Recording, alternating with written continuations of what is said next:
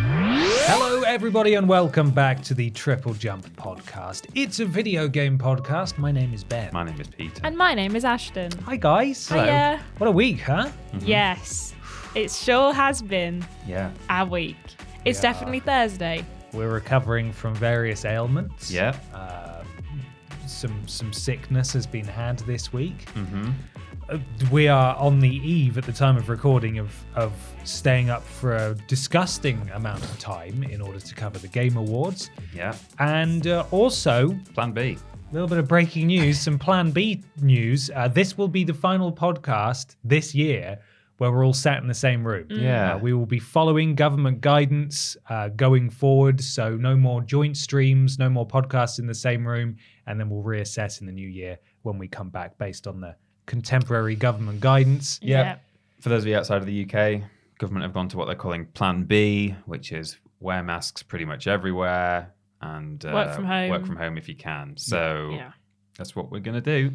Some of us will be working from home. Some of us will still be working at the office, but certainly in terms of camera-facing stuff, this will be the last of our camera-facing output for the year. And as I said, we will determine our course of action in New Year when we're back. We do have a lot of stuff recorded in advance, so if you see stuff going out over Christmas with us all sat next to each other, it's because we were that prepared that we just got it done. But yeah, just a heads up, this will be the final podcast of 2021. It's been a long couple of years. I didn't even notice. Where we're in the same room because we're doing this again. Yeah.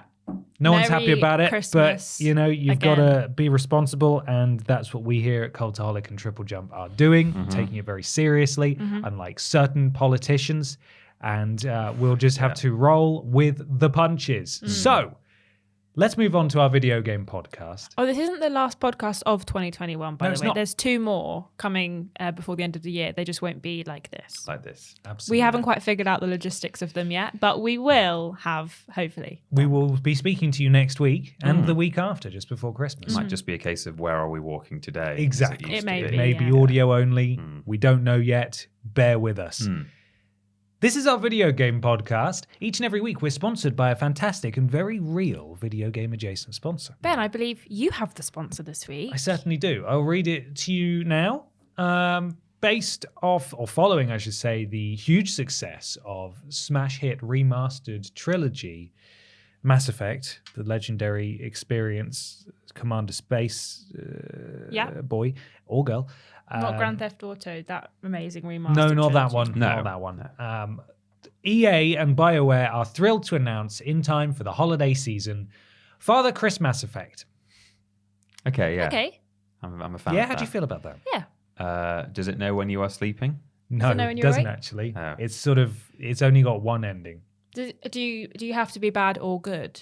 Well, you make good or bad decisions throughout, and then at the end, it sort of just finishes, and your choices don't really matter. Oh, so you have to be good for So goodness sake. be good for goodness sake. Yeah. You better watch out. Oh. He's coming. No, that's not real. What? Surprisingly, we I are was going to say he's sponsored. coming out Christmas Day. Well, Christmas Eve technically is when he comes out, isn't it? It's when he pops out of his Santa hole.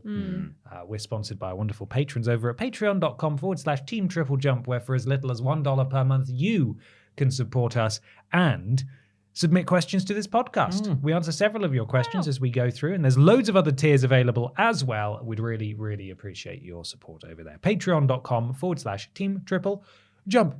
There are other ways you can support us too. One of which is to perhaps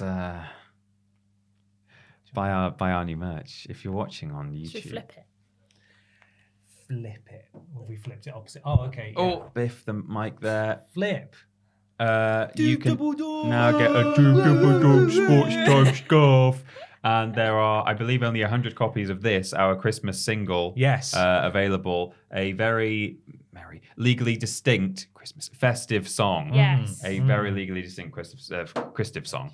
Song. So you can get those at triplej.mep/shop. Or triplejumpshop.com. Yes, I mean, that's probably the best one to go to. But I believe that redirect does work. I think it does work. Yeah. Triplejump.com. For a while, it took us to our old store, which Yeah. we'd taken down, and you could still sneak your way in there. Yeah. But yeah, Merch Drop 3 is now live. The Christmas CD, a Sports Time scarf, a Sports Time jacket as well that you can wear to A actual Rules sporting Boss events. pin, Mm-hmm. a Kiss Me I'm Babs Minty Fresh tin, Yes. and A shirt with And a the shirt. Japanese style Really logo. cool on it. Japanese style logo shirt. So go to Yeah. triplejumpshop.com now and check it out. I think the shirt's really cool. Is Yeah. it cool? I think is it a looks cool really shirt. cool. It's very cool. I want one. Do you know where I else want you can to. go, though? Where?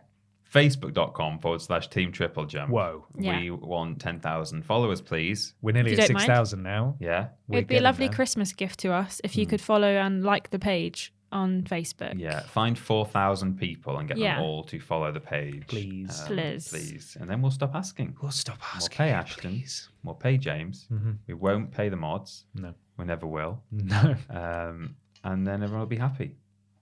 It's as simple as that. Please, You I wanna can't make afford Christmas presents. No. our Christmas dreams come true. Facebook.com/Team Triple Jump. There we are. Thank you so much. Question 1.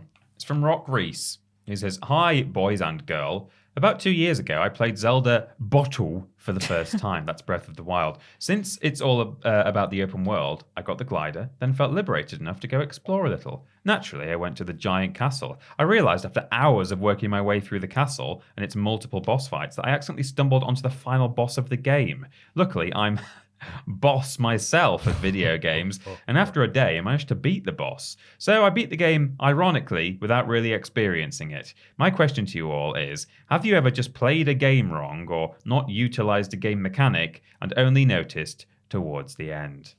Thank you, Rock Reese. Thank you, Rock Reese. My mind immediately went to, I don't know if this really answers the question, but when I used to play Theme Hospital on PC, if your hospital got too dirty because you didn't have good janitors to clean the place up, there would start to be like litter around. People would maybe throw up in the corridors. And then you would also get infestations of mice or rats or whatever they were. And you'd have little mouse holes in the skirting board and you'd see them running around. And I was convinced that, like, well, if I just put a radiator in front of that mouse hole, the mice won't come out, because you could put radiators in that game and they would be up against the wall. And if you put them in front of a mouse hole, you could see it would like cover them up. Now, the game I don't think was that sophisticated, where it was like, oh, you've blocked that hole, those mice aren't going to come. It was really just a visual indicator of your hygiene rating in your hospital is not up there. No great. So that's how I used to play Theme Hospital for the longest time, thinking that that is what you do when you get mice. So what I do if I have mice in my house, hole in the skirting board, get a radiator installed. Yeah. Stop That'll those do it. mice in their tracks. I also, one of my favorite games, Beyond Good and Evil, I used to not realize, well, I didn't realize for a while when I first played it, that you could actually defeat the guards by attacking them. So relatively early on in the game, you get this little disc launcher thing, and they've got a big weak spot tank on their back, like a gas tank thing. And if you shoot discs at it when they're facing away, they get stunned, and then you can go and like kick them, and that's them dead. But if you get into, if they see you, they'll come and fight you, and you have a stick and stuff, and you're whacking them. And I guess I just wasn't very good at fighting them for a while. I thought, like, well, they're not going down. I think, is this just so I can buy myself some time and then run away and lose them and then come back again and do the stealth stuff? So I used to think that that's all it was. You just maybe give them a bit of a whack and then get out of there. But actually, if you hit them enough times, they will fall on their back and then they burst their tank open. So it's the same kind of thing. But I didn't realize that first time I played the game for quite a while, until I think the game eventually sort of forces you to fight them until you get into the next room. But yeah, those are my answers. I have this memory that's like a fuzzy memory where I can't remember many details about like the game. I can't remember what game it was, and I can't remember like exactly what mechanic it was, but I remember being so frustrated with a game and just not being able to understand why I just constantly kept dying. And I think Ben was playing the game and I'd watched him sometimes and he wasn't dying all the time.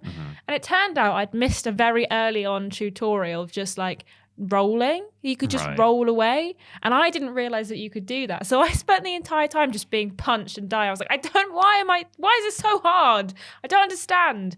And getting so frustrated. And Ben watched me play and he went, why are you not rolling? And I'm like, what do you mean? What do you mean rolling? He was like, why are you not dodge rolling? And I'm like, because you can't. He was like, yes, you can. And just gave me the mechanic. And I was like, are you joking? I've been like pushing my way through this game for hours and hours. And I could have just been rolling around this whole time. But I can't remember what game it is. Like I have this memory of just him telling me mechanic that was very easy and helped me get through the bit I was struggling with. But I cannot for the life of me remember what game it was. But I just remember being like, my life has changed, but I'm very angry about it. So now I make a conscious effort to make sure that there's not a rolling mechanic. At the beginning of the game, I just have to do a quick check, make sure I can do a roll, and then I know that I won't forget that exists for the rest of the game. Ben Potter, do you have any jamminess that you have achieved in games? No. And I don't want to throw you under the bus here, Ashton. But when we were talking about questions yesterday and you described this one to me. Yeah. You made it sound as though this question was about times where you just sort of finished a game really fast. I read out the question. I read out the actual abbreviated question. it. I abbreviated it. Don't get me wrong. But I also sent you the question yesterday about 1 p.m. But I'm not well still. I know and I've you're got not a well. brain But you fog. can't blame me. I'm not blaming you. For you not reading Ashton, the question when My I question said is, have you ever just played a game wrong or not utilised a mechanic? I'm not blaming you. All I'm saying is, when I had this question described to me, it was, I finished Zelda really fast. Are there any games like that where that's happened for you? And so I've got 2 answers of games that I finished really fast while ignoring all the side stuff. Did you not read the question? No, I didn't. I was in a We've had complete so much time fugue this state. morning as well. We're recording late this morning because we had a lot we had to sort out, and we've had an extra hour on top of what we normally have in the mornings of a Thursday before we do the podcast. And you're telling me this now we've started the podcast and got to the question. I was in a fugue state yesterday at my desk, just surviving. And I saw the question there. I was like, oh, this is the Zelda one. Okay. And I wrote my answer out. And I've only heard the question now for the first time as Peter read it. And I was like, damn. But they might count. I've got completely the wrong end of the stick. It might still count as having played the game, quote unquote, wrong. Maybe you really ran through a game and didn't stop to smell the roses. I don't know what your answers are though. So they're not right. They're not right. They don't fit. Do you want to tell your story anyway? Tell us. Yeah, I suppose so. Unless you can think of an answer. I just spent the entire time trying to think of one. And I thought, nah. I just get it right every time. I never get it wrong. I can't believe you've done this. Let's pretend Rock Reese asked. Yeah. I played Breath of the Zelda for the first time. And I went right to the final boss and I beat it and I missed all the side stuff. Have you ever beaten a game without doing any of the side stuff and just running to the end? Yes, Rock Reese, I have actually.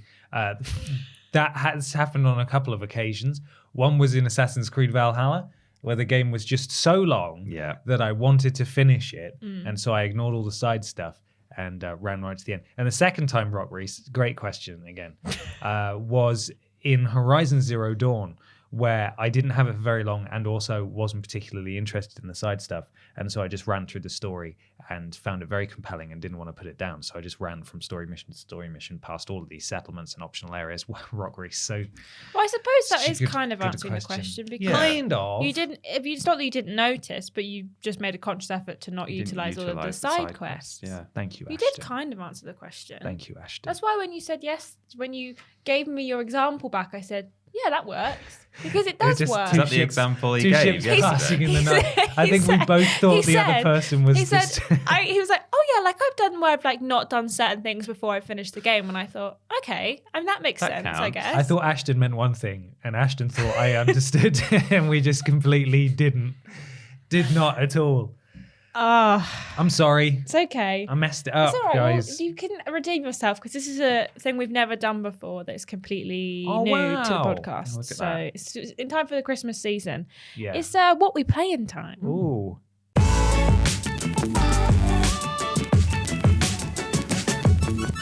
It's what we play in time. Time to talk about what we've been playing. Now, from what I gather, this section is the one where we talk about what we had for breakfast, right? Because those are the answers that I've brought. Because I understand. Because you didn't read the question. I understand what we're here for completely. Yeah. I am Yeah. prepared. Peter, what have you been playing? For I've breakfast? been playing toast, buttered toast, Ooh. and crumpets. I had on Sunday. Oh, I That don't sounds like nice. crumpets. Pretty You good. don't like crumpets? How can you not They, like they crumpets? look weird. I don't like the taste. I think they have a weird But- aftertaste. Oh, do you? Really? Yeah, I don't like them. Oh man. I always like the look of them, and I think I'm gonna have another crumpet, and I have Making one, my and I'm tummy always go like, just thinking about it. No, I'm not a crumpet gal. What do you put on crumpets? Just butter.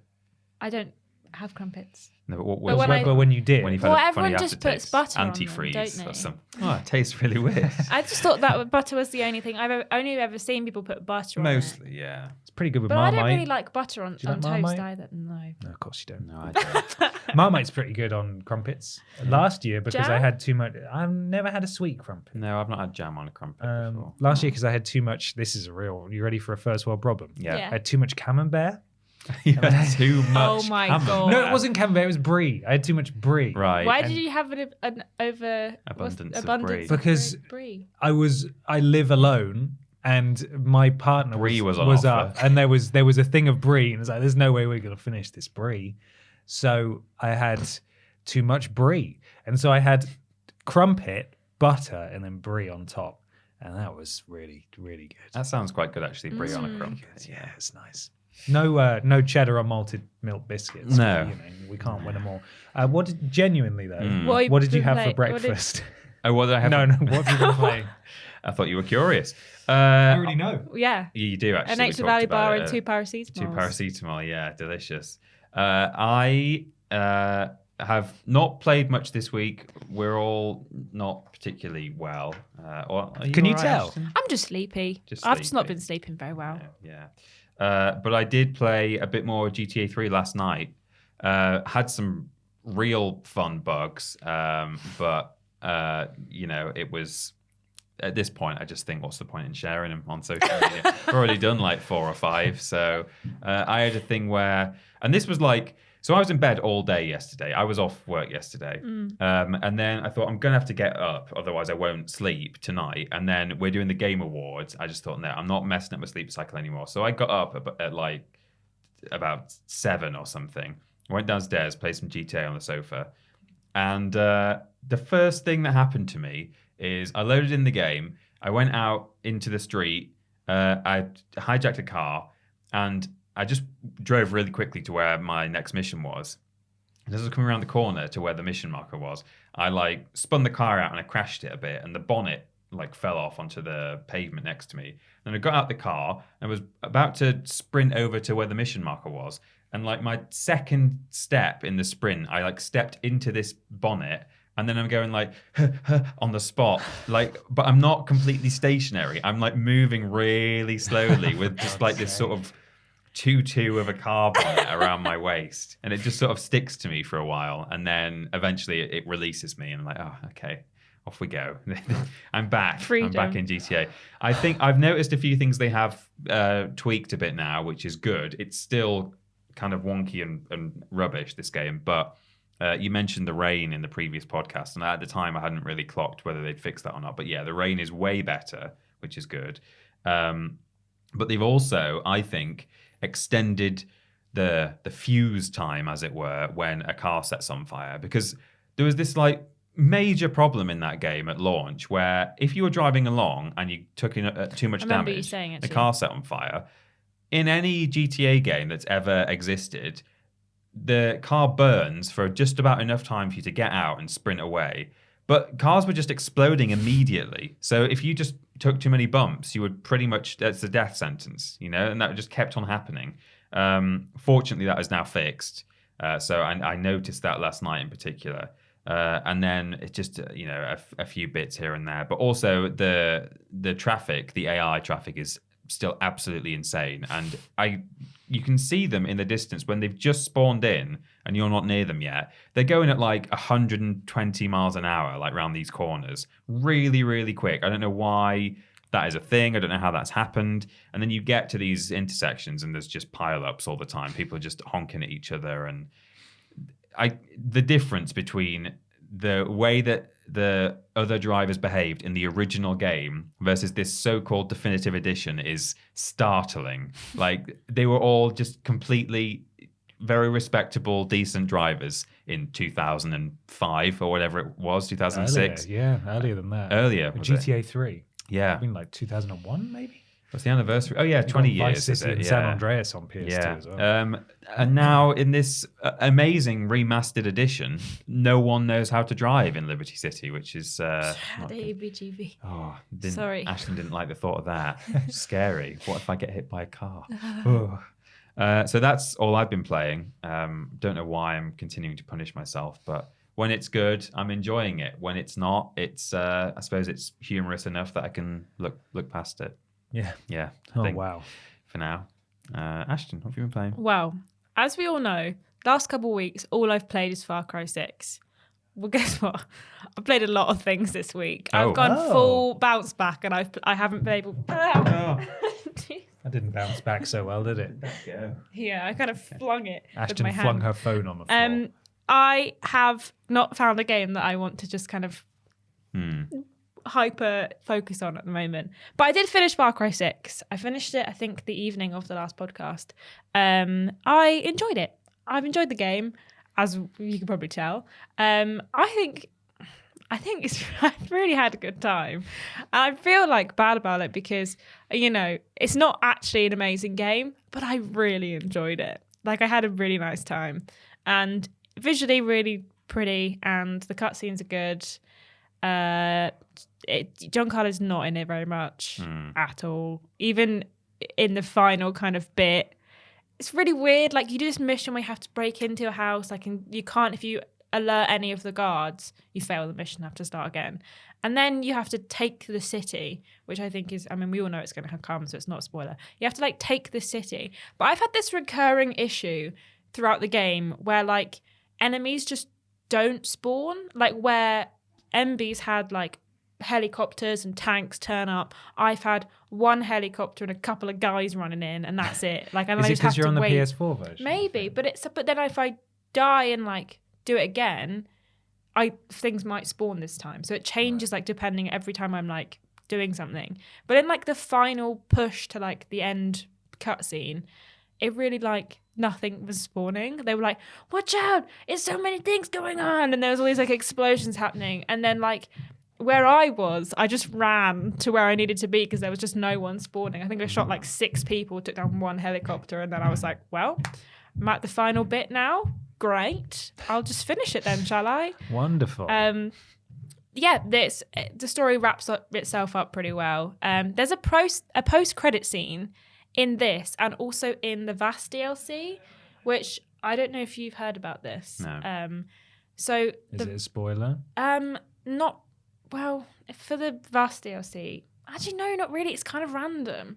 Okay. But, like, maybe I shouldn't say it if you think you're going to play it. I will get there. But you have to do it on Mastery eventually. 5 to get the post-credit scene. You don't get it if you only do it once. On Vars's one. On Vars's one. Okay, in which case And people the might want to post-credit- work towards it. The post-credit of the actual game is, like, it's blank screen and all you hear is, like, you can hear people talking. Okay. But it's interesting. And I don't know what they're doing with it. Like, it's confusing me a bit. I don't know if this is, like, setting up another game or something, but, whatever. There's a post-credit scene. Okay. On top of that, over the weekend, I played Evil Genius 2 World Domination. Basically, for the full weekend, I just played that. That was it. I didn't play anything else. I barely spoke to anyone. I just played Evil Genius 2. You played the first one? No, but the haven't. second one came out on Xbox Game Pass, and I'd seen it on Steam a couple months ago, and I'd seen someone playing it on Twitch, and I was like, I kind of want to play that game, but I didn't want to spend 60 quid on it. And then it came on Game Pass this month, and I was like, brilliant. Let me sink my teeth into this bad boy, and played it for like the full weekend. I I had a quite really like nice the time. aesthetic of that game. I've not played it, but I've Yeah. seen it and thought, oh yeah, that looks like just kind of fun and silly. Yeah. And, yeah. When I told MB that I was playing it, he was like, that is very much not your game. I don't understand why you're playing it. And I'm like, I don't know. Just like seeing the little men run around and build things. And I just Are you aware was of having Evil a good time. Genius? No. No. It's kind of like similar vibe to like 2 Point in the sense of you have to like build up a lair. like a Okay. But you're management also game, doing like evil genius things of like sending people off and like kidnapping enemies and interrogating them and trying to take over the world, basically. Yeah, it's a bit kind of dungeon keepery or Yeah. like, Right. and it's got kind of, I don't know, mid 20th century Bond vibes about it. There's like, Yeah. you can have like I think like a volcano base or like a moon base or whatever. Like kind Okay, of, that sounds fun. I Yeah, don't know the it's pretty specifics, good. But yeah.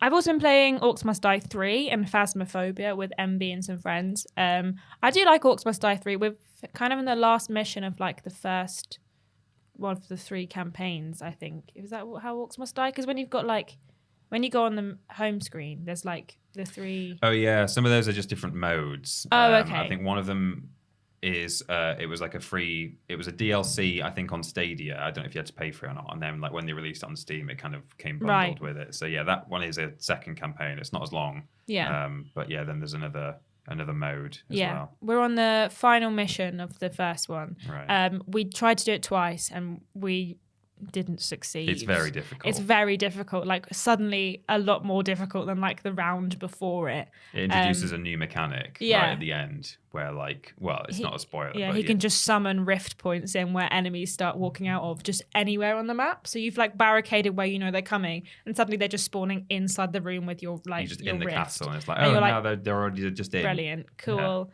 And I've also played some Lego DC Villains that was on PlayStation Plus this month.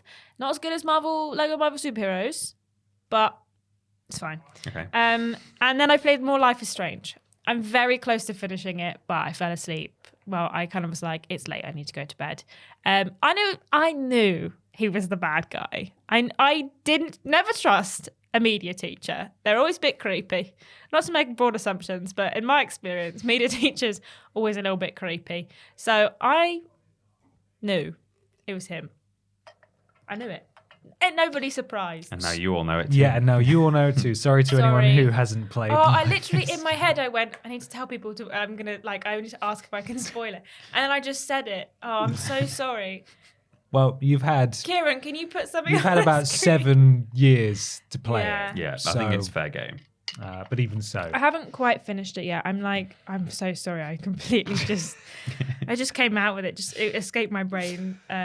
I knew Snape was going to kill Dumbledore. I knew it. Whoa, come on. I didn't. I'm sorry. I feel really bad now. I actually feel bad. Well, it's too late. Can't I know put the it's too toothpaste back late. in the tube. Not as bad as that media teacher, though. Yeah, Piece of work, him. I feel sad pretty now. creepy. I feel actually bad. Why? Because I didn't say spoiler warning beforehand, and I literally gave myself a pep talk before we were doing the podcast, being like, You are need not going to make spoil this game. I was like, you need to make sure you say spoiler warning before you say it, and then I didn't even do it. Ashton. Bad Ashton. We've had years, Ashton. It's not your fault if I they've not know. played it. No, you know what? Is that what you've been What have playing? you been playing? Yeah, that was everything. You look so sad. I am really sad. Ben, what have you been playing? I played a few things this weekend. Played a bit more Resident Evil 6, playing through Jake's campaign, which is the silliest of them all. And Hey, how about Wesker being the villain in that? I don't know if he is. I'm just saying. I mean, tell you what, I'll make you feel better. Yeah. Can't believe that Jake is Wesker's son. Oh, what? That's genuinely a spoiler even from know. Resident Evil 6. I hope that upset many of you who haven't played the phenomenal 2012 release Resident Evil 6. I also played Stick Fight, which has just come to PlayStation. Yeah. And I think it's been out for a while on probably PC. But it is stupid fun. If you're unfamiliar with Stick Fight, you literally just press the join button on all the controllers and then it just dumps you in. And it's whoever kills everyone, you're all stickmen, and it's sort of like floppy, weird gang beast style physics, and whoever kills everyone else wins, and you can either fall out of the stage or just have the crap beaten out of you by throwing punches, or you can be shot because there are guns that drop in at various points. There's no blood or anything. And then as soon as somebody wins, it sort of freeze frames, everybody gets levitated back in, and a brand new stage appears, and it just keeps rolling and rolling, basically until you get bored, which is what happened with us.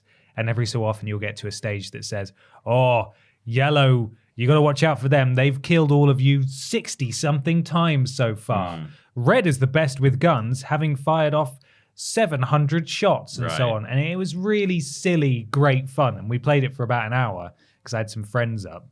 And then it was just, okay, I'm bored of the stick game now. Why doesn't it end? But it was really good fun. And so if you are interested, it's a fantastic local multiplayer game that I would recommend.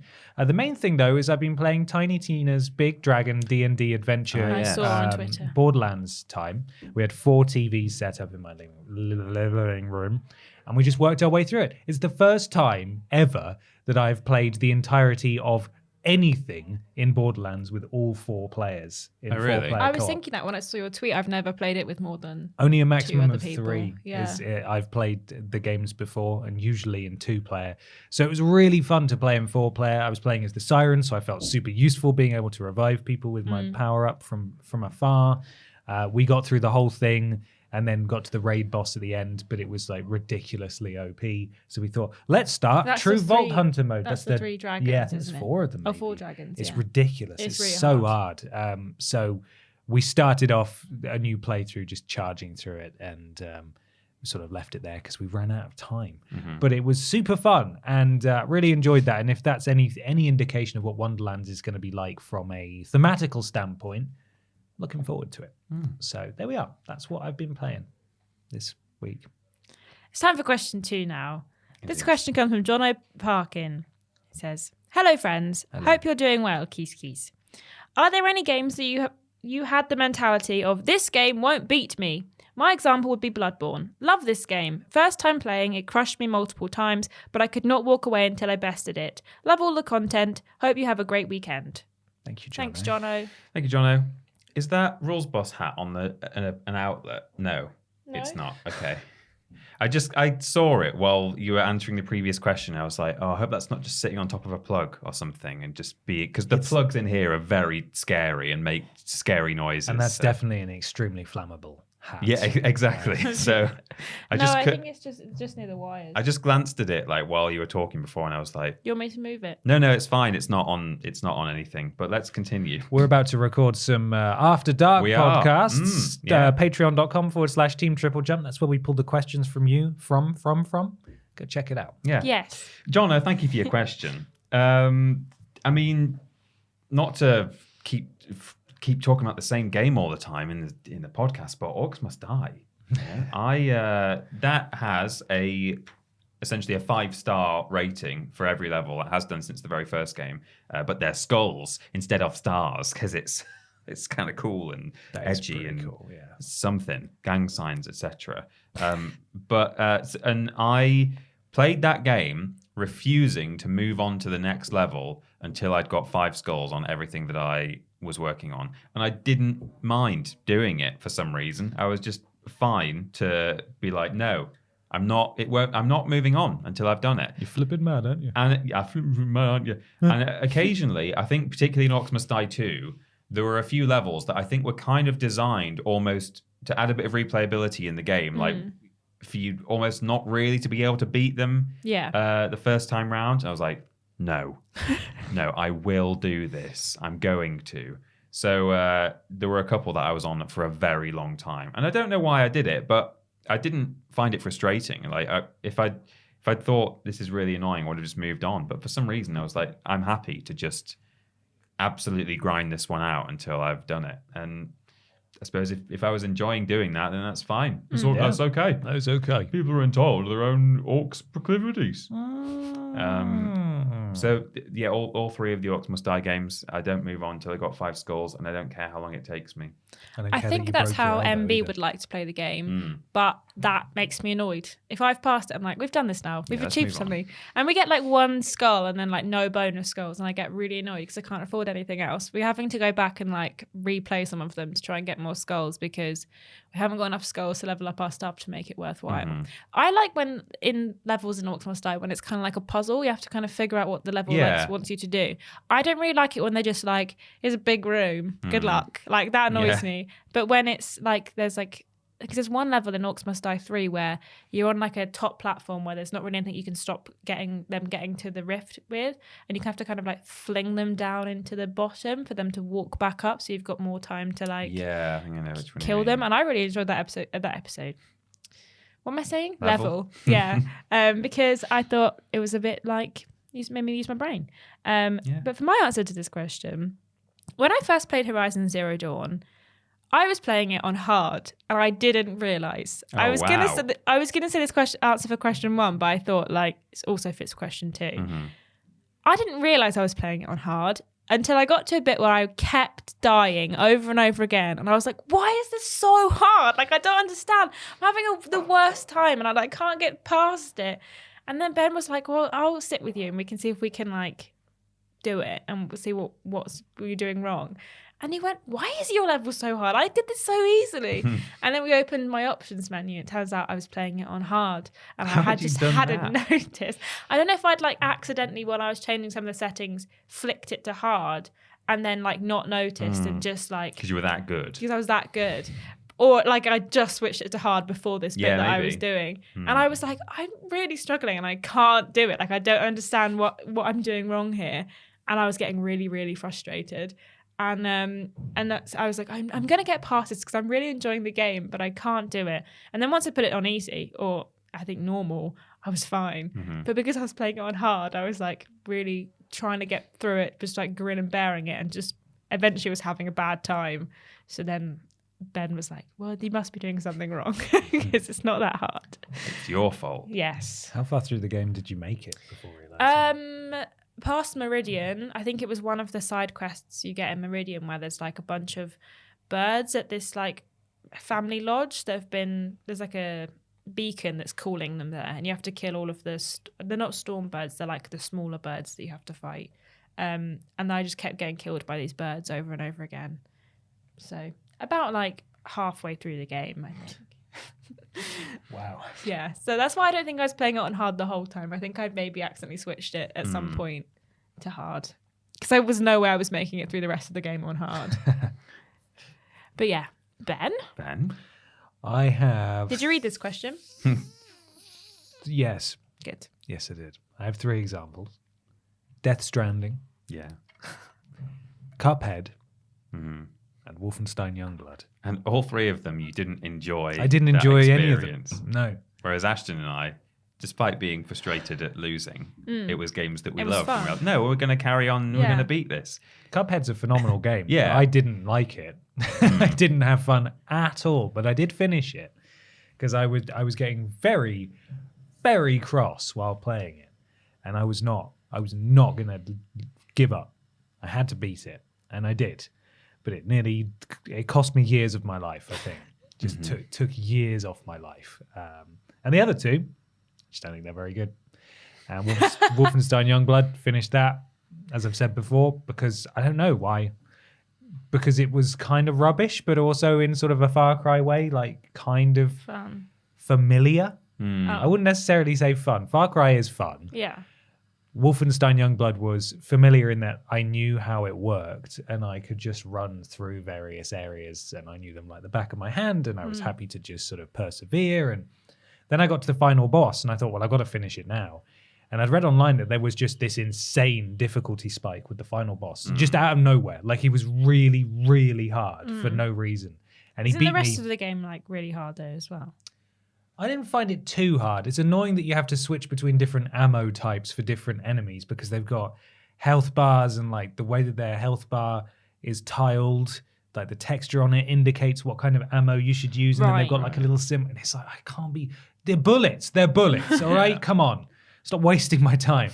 But then the final boss was especially just really punishing. And it took me a few goes, but I was like, I'm not quitting here. I've come this far. I'm not stopping here. And Death Stranding, you know how I feel about Death Stranding. So. Yeah. But there we are. Those are 3 games. That I was like, I'm going to flip and finish these if I die trying. Well, it's time. I mean, I'd say the news at the moment is weird enough in real life, let alone video games. It's time for weird news.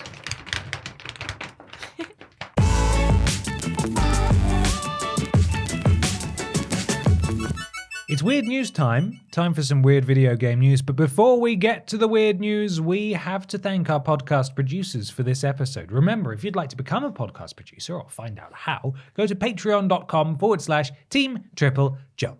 What we got, Peter? Checkered Omega. Sean Legg. Trick24. Evan Breidenbach. GY Goliath. Ellie Nicholas. Hutcher 10. Melody L. Bonnet.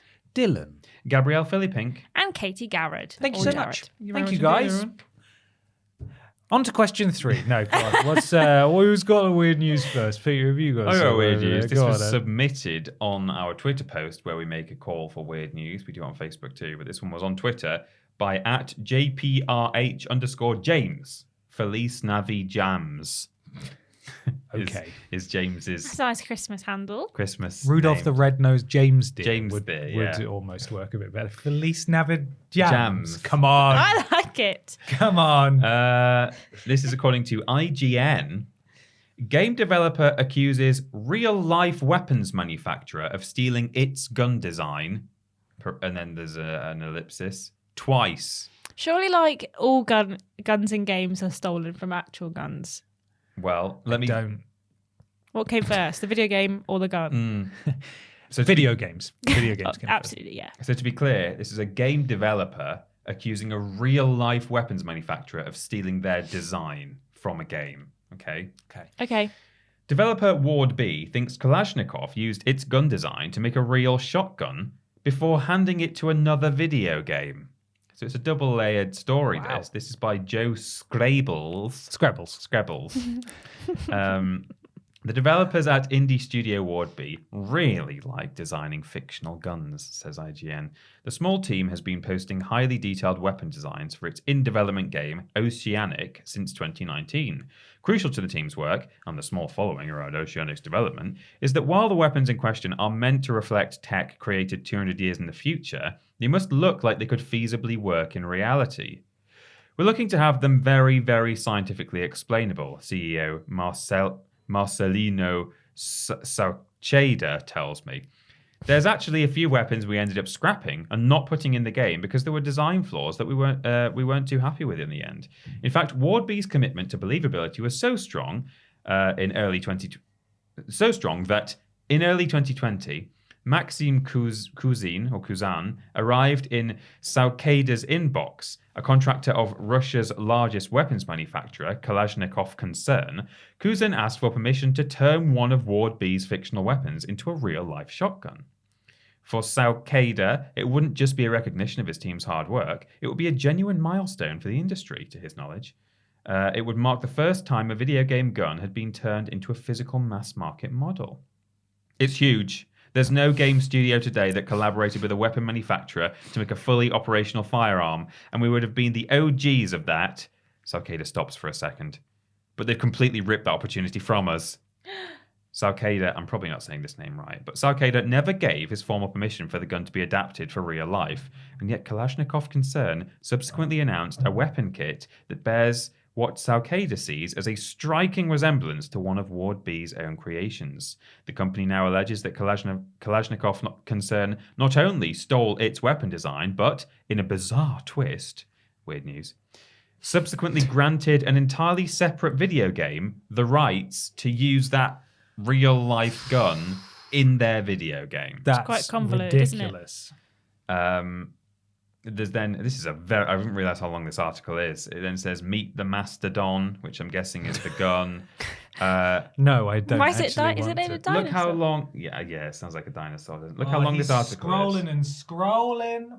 Oh my god! Look how long it is. Jesus, go on, read us the whole thing. It's like a full Peter. dissertation.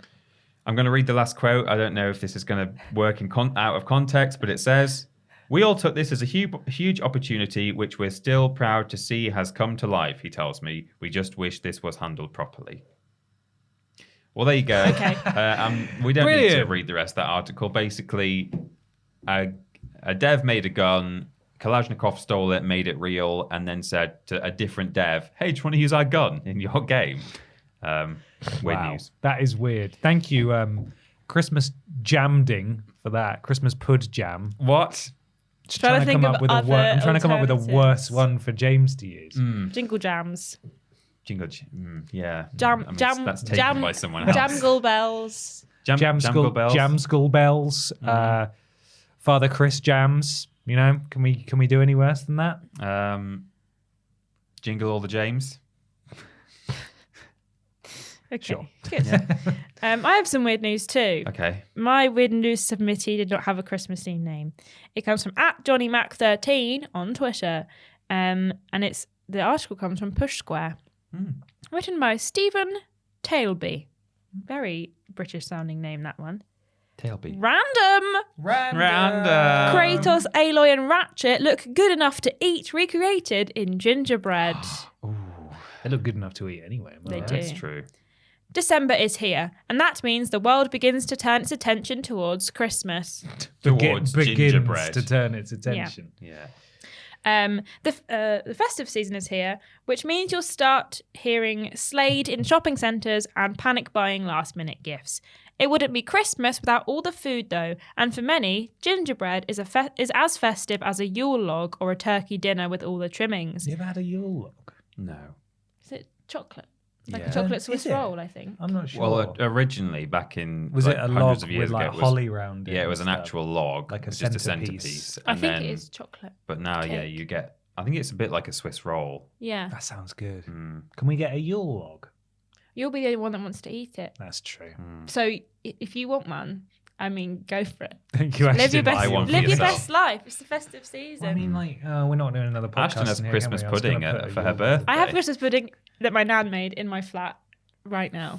from your birthday. No, Which was no, this one was given to me about the last time I went to see my For parents in Halloween. October. My granddad gave it to me from my nan. He said, Do you like Christmas pudding? I love Christmas A lot. pudding. Okay. Is there money in it? No, Oh. don't need money in it. It's amazing. No, I was like a How dare bribe. you? Don't they usually? And you put a coin in there or something, You right? should Is that do, traditional? Yeah. a silver Maybe. coin. They also set it on flyers sometimes, but Yeah. we don't. You might dig into it, Don't and there's like bother a that. £50 note in there. Well, it's going 'Cause in the they're plastic now, microwave so to it'll be cook fine. it. So I hope there's not money in it. Years ago, my grandma put some like 50p's or something inside the Christmas pudding. Not those 50. No, not those ones.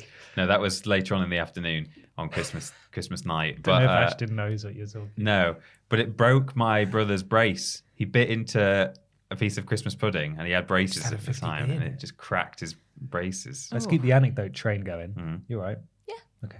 I was just going off because of the braces. Oh, the braces thing, right? I had shepherd's pie at my grandma's house once, and the best shepherd's pie is at grandma's house, of course. Everyone's grandma's house. You Yeah. about to say there was money in it? I wish.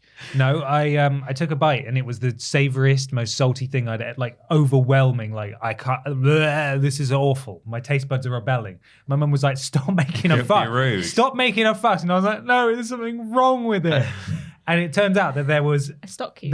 a full stock cube in my portion. It was just there. Just How would that dissolved. happen? I don't know. It just hadn't Dissolved. dissolved properly, so I just had great. an entire stock cube Stop in my making a shepherd's fuss. pie. Stop It's just kicking like a main fuss. menu, Yeah. just pure stock. It's going to reach the point where we do just make a stock cube. We Just serve basically it just on a we did plate. that with the Resident Evil one at Halloween. Oh, that it's was just just salt. no, the Legend of Zelda one was just Blech. stock cube. Bovril and Yeah. peas. Yeah. My nan and granddad. Last anecdote, promise. Yeah. When I was younger, I used to go to my nan and granddad's for like Sunday dinner, and my granddad taught me that when I was a child, if I hit my cutlery on the table and went, "We're hungry, Nanny," it taught me to do that.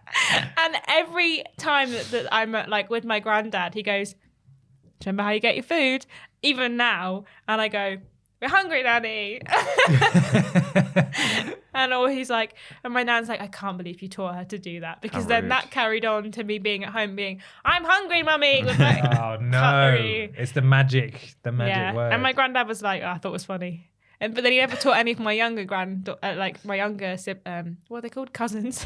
My younger siblings. Well, what they're also called. my sister and my cousins. He never taught any of them to do it. So I think he So learned his just lesson you. with me. Yeah. The- Yeah, actually, my the two little older feral cousins as one. well. Height of bad manners. I don't think he taught them to do it either. We were always told Just if we were leaning on the table with our elbows. You can't eat with your elbows on the table. No, No, you can't. If we had our elbows on the table, my grandma used to say, "The only joints that should be on the table are the ones you're eating." She meant the meat The joints. ones we're passing, And then all we right, used to say, lit "Well, the grandma." ones you're smoking, grandma." Yeah. No joints on the table except the one you're eating. Right. Okay. Fake pens only at this table. Oh, Yeah. and then we all used to just be cheeky and just like put our knuckle on the table and see if is that all right? That's the joint. Wrist. What do you think? Come around and beat Wow. the crap out of you. Yeah. You called me rude for doing what my granddad told me to do, and you're out here challenging your grandma Yeah. to a. Hey, grandma. We're hungry, Where's Nanny. my goddamn Nanny. food? Sorry, Ashton. And no, it's okay. I was enjoying it. Gingerbread. Yeah. PlayStation is clearly feeling the holiday spirit as it's hitting the gingerbread hard in the below tweet. There's a bit above it. Yes, the spiced biscuit is the start of a fun collaboration between PS Sweden and retailer Webhallen. Artist Caroline Eriksson has not only built a cityscape from a delicious treat, she's also recreated a trio of iconic PlayStation characters. Kratos, Aloy, and Ratchet are the main attraction of this edible piece, and they look pretty great, don't they? Okay, so they're not super perfect, but definitely better than we could do. I think Ratchet looks the best out of the three. I'll show you in a second. Yeah. We're pretty good at eating gingerbread. Could maybe make some to serve on Christmas Day, but building large-scale models, this is the most shocking baking-related thing we've seen since Jurgen didn't make the final on Bake Off. I don't understand that reference. Jurgen didn't make it through to the final on Bake Off. What's Jurgen? He's a Everyone was man. sad. He was a German man. He's a German man. It's not the great German Bake Off, is it? An Italian man won it. Italian man. I'm so confused. What's happening? Okay, here's the video. I didn't know if. Oh, wow. That's really impressive. Wow, that is Yeah. far more detailed than Gingerbread I I don't really sculptures. understand how. That's like it's been carved it's out big of too. gingerbread. Oh, Yeah. it's got articulated necklaces. Yeah, like it's like full like human size. It's really big. Like how do you do that? How would you consume Would you just that? bake like a Just chunk? take a You bite. just Are they- snap an arm off. Are they and- hollow? Do you think, or are they just like fully made of gingerbread that she's I like don't know. sculpted? This is the It thing. just looks sculpted rather than. Yeah, like, when, baked that way. where does she get the giant blocks of gingerbread? And can I have one? Yeah, I think Yeah. she's got like a 6 foot by 6 foot cube of gingerbread and then just carved away. I think that would be the. Like special an ice gingerbread sculpture. oven. Yeah. Oh, I bet her house smells amazing. But yeah, that was my main thing about it was how How? How How do do they that? get the statues How out did of the you make stone? this? You know, Yeah. I can't believe Caesar was in there the whole time. How did they Stripes know that? inside the toothpaste? I don't Yeah. understand. How did they know that the Greek man was in the stone, there. was in the marble? How did they get him out? Don't know. Free him. He's stuck. Let Why him did they out. chip off their Wilsons? That's what I want to know. It's obscene. Can I Nobody have has those. Kratos's gingerbread Wilson, please. She definitely modelled his full body, right? Surely. Yeah. That's half the fun. Underneath the clothes, Yeah. you mean? Yeah, he's got Yeah, gingerbread clothes over the top of she his. made Gave Ratchet separate a little clothes. Wilson as She well. made a little. Oh, no. She made a little fairy Wilson for Ratchet and Ah, a little robot Dinkle for Clank, and then she dressed them. Yeah. And Because I'll that's the say it only way. because we're not allowed, because you know it's I'm less not appropriate. allowed to say about Maybe Aloy. she modelled some boobies for Aloy as well. She definitely did. Yeah. Well, maybe she had to make the shape, but Well, she was contracted to do gingerbread models, and that's part of the gingerbread Yeah. model. You have to And do I it. think we're all agreed that that is in our heads now. Yeah. But hopefully she didn't make gingerbread nipples for Aloy, but did make them for Kratos. Disgusting. Because the Should I female check if he nipple has female nips? nipples is disgusting. should be illegal. Yeah. I can't believe that we Why still do they have even have them? Men in should have them. 2021. Yeah. What are Why do they for? still exist? I took mine off. Good. Good. Just like Aloy, Yeah. your role model. Yeah. Ben, have you got any weird news? Random. Random. This is from Nintendo Life. Sister site to Push Square. Mm-hmm. People weren't To aware. update you, Kratos does not have nipples. Oh. They've given Oh, him like what? a chest plate. Look. Oh. Oh.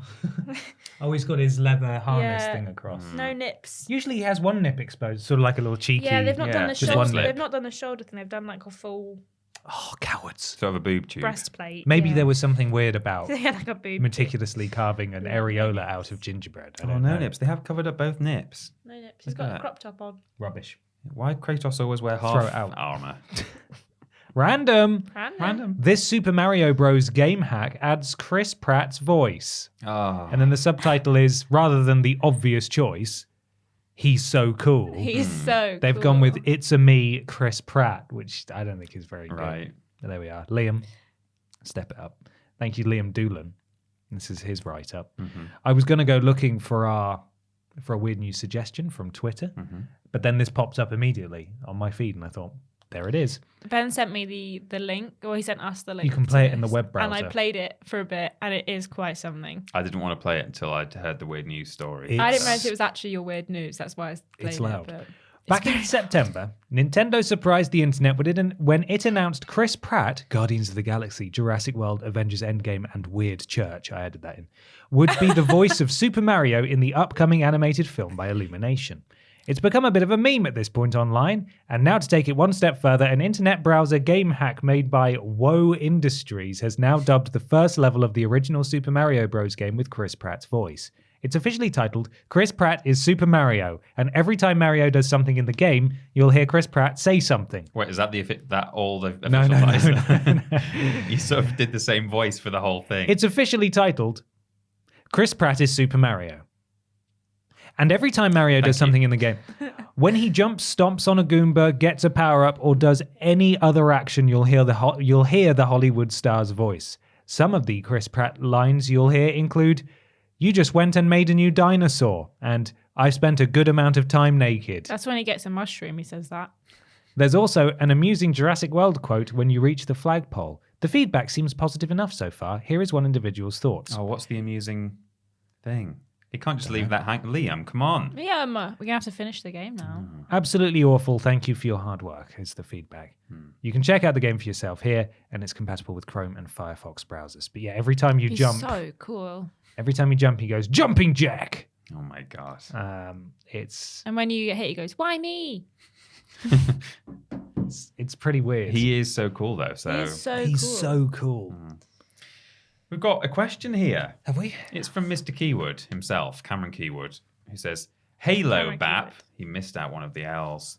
And thank you for my double mention on last week's podcast. Feel free to call me Cameron. Mr. Keywood is my father. Anywho, on to this week's question. With Activision Blizzard's upper hierarchy being cockwombles again with the release of QA testers from Raven Software that they will not have or not had at the time of release any presence at the Game Awards, is it time for the gaming industry to boycott Activision until reforms are made? Thank you, Cameron. The short answer is yes. Yeah, well, yeah. So this is the news that QA testers were let go from Raven, but at the same time they did a load of restructuring of like other people in the company and were in a quote unquote positive way. I think they were saying they were going to start paying them more or something like they that. were saying I have a tweet. yeah. I can Got the read. full thing, yeah. This is a tweet from Austin O'Brien, who is community manager at Raven Software. There we are, just a little bit of confirmation. I'm gutted right now. This is from the 3rd of December. I'm gutted right now. My friends in QA at Raven were promised for months that Activision was working towards a pay restructure to increase their wages. Today, one by one, valuable members of the team were called into meetings and told they were being let go. These people were asked to relocate to Madison, I'm assuming Wisconsin, to work here. Now they are out of a job on January the 28th. Our QA team does incredible work, but this will not only increase their workload, but crush morale. If any industry friends have any open positions, please share them. Jason Schreier also tweeted saying that because this came out last week, that many people's meetings were scheduled for this Yeah, week. that's what I was going to say. So they were going into the weekend not knowing if they would have a job. Because they were doing it individually. soon. They weren't just like letting people know in groups. They were bringing them in for a meeting, letting them go. And then like, obviously they were going back and being like, "I've just been fired." And everyone who's got a meeting scheduled for next week's like, "Oh, does that wonder mean what that I'm going meeting's to be gonna be." fired?" I think they had a walkout on Wednesday as well Yeah. of this week. Yeah. Another The one. QA team. And not another one. Another one. Just quit. Bobby, Yeah. just quit. Maybe just quit. Maybe just quit. We know that the board are all your friends, but Maybe just bugger maybe, off. yeah, Maybe just go away. do literally the entire company a favor and sort of the video games industry as a whole. That would be Yeah. a That'd be good grand. thing. Just goes Same from bad amount. to worse, doesn't It it? does.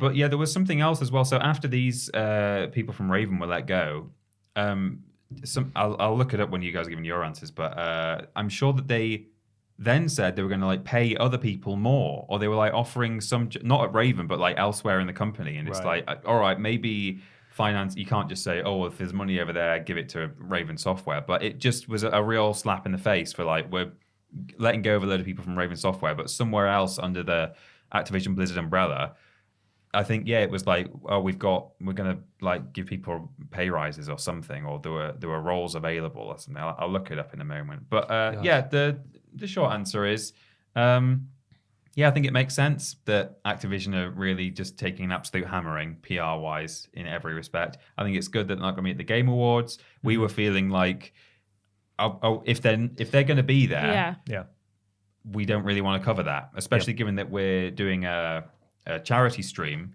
for an anti-bullying charity, and I know there was more than just bullying going on at Activision, but certainly it's all kind of a similar sorts of behaviors.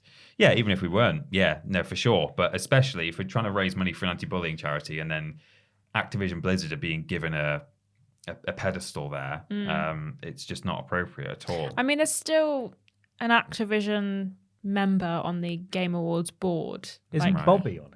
No, it's not him. It's a different Bobby. If you're unfamiliar, Bobby Kotick he's the CEO of Activision, but it's like Bobby someone else. I think it's like Joe T or something. It's like really, really similar. Right. But it's not. Okay. I think he's Bobby still... Kotick with like a hat and a mustache. Hello. I'm Bobby Joe Tick. Yeah. Yeah. I mean, and also this morning, Activision, some women were coming forward because they were pumping at work, because they obviously need to pump when you've had a baby. And it's breast milk for those breast milk, and men were stealing their breast milk out of the fridge for jokes because they like the taste. Lol. Who knows? But they had to padlock their fridge because men were stealing other women's breast milk out of the fridge. So messed up. I was So saying weird. before we started recording, you couldn't write that. That was Blizzard. It just sounds just far-fetched, and for God's sake. Excuse me on my phone. I'm just looking No, to see that's if I can fine. find that. Speaking nuts. of Game Awards, to be fair, Jeff, he really bungled that whole thing, didn't he? And then he kind of said like, oh, I'm sorry, they won't be there, promise. And then did an interview a couple days after he'd said this, and he did an interview with, I've got the thing because I read it and it wound me up. It's For the Win, and it said Game Awards interview. There are 4 or 5 reveals for scale of Elden Ring, blah, blah, blah, blah. But it was talking about Activision Blizzard and the controversy that he faced, having not said anything about it. And in response, now I don't know if that they wrote this article and they didn't think about it too much, that it sounds like he's saying what I'm about to read in response to Activision Blizzard, or if he said that generally about his opinion of the video game industry and they just put the Activision Blizzard information like right above the thing. But he says, it's always tough for me because I have to be Switzerland now, Keeley says. I'm not involved in the voting and always tough when a game gets nominated and people get annoyed at me. I see it in my feed all the time. It's like, Keeley screwed these guys, Keeley fanboyed this game or whatever. I'm inextricably linked to the show and I get that my name is on it. I host it, I own it. So anything about it ultimately does well to me, but you have to divorce yourself from it. Is what he said after they were talking in the article about Activision Blizzard. That's his first quote after they talk about it. Mm-hmm. And again, I don't know if they just wrote the article like that and framed it that he has to be Switzerland, specifically talking in general, but not addressing the Activision Blizzard situation, because you don't have to be Switzerland, Jeff. Switzerland didn't have to be Switzerland. No one has to be Switzerland, yeah. When it's being impartial about a game that you like or a game that is nominated, yeah, do you know what? Be Switzerland, Jeff. But when it's a company that is systematically abusing all of its staff, or maybe not all of them, most of its staff, and people are calling out for people to make a stand, you don't have to be Switzerland. You can have an opinion. You can say, hey, maybe this isn't right. Yeah, you can say, actually, they suck, and I agree that something should be done about it, and I am having an opinion, and that opinion is that it's wrong that they're doing this. Mm-hmm. And he put his tweets up that they're not going to be involved in the Game Awards, but I don't think he will say anything about it. No. Because he doesn't want to lose that that money. That good We're cash recording cash. this in advance, and that's Yeah. a really good point, Ashton, because as a lot of people pointed out, while there was mounting pressure before he did say Activision's not going to be involved. He didn't take his own initiative to do it. Mm. He had to get pressure from He people was, to yeah. do it. And during that time, a lot of people pointed out rightfully that when his best mate Kojima was having troubles over at Konami, he had no issues Yeah. standing there all somberly like That's someone right. had died, saying that, well, there's one important person who can't be here tonight. Kojima didn't get invited to the party. Kojima couldn't come to the party because Konami are big bullies. And it's like, okay, so you take that stand. Mm. But when it's a company that presumably has a lot of money that they're sliding over the table towards you in a big sort of swag bag or comedy briefcase, then it's easier to look the other way. And I know that the Game Awards and increasingly a lot of these sort of events and showcases are more and more, and they always have been to an extent, but certainly more and more just adverts. You're just tuning in to watch adverts for games. Oh yeah, I'm And not really bothered about who wins the no, awards. no. I don't give a crap at all. It's not important. It's the announcements, and so companies want their stuff featured there. So it's like a major sponsor pulling out. Like you don't want to lose that sponsor, and the viability of these things. It's necessary to have these people there doing that kind of stuff. But when one is so vilified, justifiably, why wouldn't you just immediately say, okay, no, you're not coming? Especially when you've set a precedent of taking a stand before when it was one of your friends. Yeah, because Activision have had a fairly big presence at previous Game Awards in the past few years. I'm obviously always following what's being spoken about online about Crash and Spyro games that might be coming out in future. They're published by Activision, and a lot of people are saying, "Oh, I don't think we should." I think it can be harmful to franchises we like if we, if we boycott Activision. But what about my new game that's coming out? I think, like, what about your new game that is or isn't coming out? What about the staff who work there? That's like a some people priority were way also beyond. saying like, oh, but if you don't buy the game, it damages, the devs or the people that work on the game. They're the ones that really suffer. No, they've been paid for their work. They get paid hourly. The games that are already out. Also, they're getting treated like dirt. So I don't think they care if we do or don't buy their game if it means that they get treated a bit better. In a wider sense, it can be a challenge for people in day-to-day life if they really want to play a game, something they're excited about. I suppose, as we've spoken about before, on an individual basis, we can't really affect that much change on the level that it needs to be affected. Pressure needs to come from this lawsuit. It needs to come from companies refusing to work with Activision. So if you and your mates, I just want to reassure people that if you and your mates meet up in Warzone once a week, don't feel like unless you really want to take a moral stance, and that's totally understandable, don't feel like You're a villain. You can't play Warzone with your friends, because ultimately it's not gonna get rid of Bobby Kotick. No. You and your friends not being able to hang out on Warzone. There are lots of alternatives, obviously, and I would encourage those. But ultimately, this does need to come from people like Jeff Keighley. It needs to come from people like PlayStation calling out Activision's work culture. It needs to come from Microsoft, Xbox. Nintendo. way bigger entities than us. Yeah. But the one thing you can do is educate yourself and be aware of what's going on. Yeah, just for context to what I was saying earlier, this is a Bloomberg article by Jason Schreier, and he said, Activision said in an emailed statement it decided to end contracts for 20 temporary workers across its studios as part of a restructuring that will convert about 500 temps to full-time. Activision Publishing is growing its overall investment in its development and operations resources, a spokesman for the company wrote in an email. Now, obviously, when no one's privy to exactly how they're justifying that internally, financially and so on, but there was not a good reaction to that online where you're letting go a load of workers just before Christmas, but you're also able to find the money to convert 500 temps into full-time. It kind of feels like, if there's 20 or so people being let go, what's that into 500? That's 5%. So, it stings extra, to read something like that. And you see the sickening amount of money that Activision Exactly, makes yeah. and that Bobby Kotick takes home as a bonus, and all those people take home. And even that, I think Bobby ended up as a sort of gesture of goodwill or good faith, taking a far significant, or waiving his bonus. He did something, he took some kind of cut but he still ended up taking home millions and millions and millions and millions of dollars, which you might argue is justifiable for a person in that position because he's at the tippy top. But when people are at the bottom are suffering so much, how can you justify that?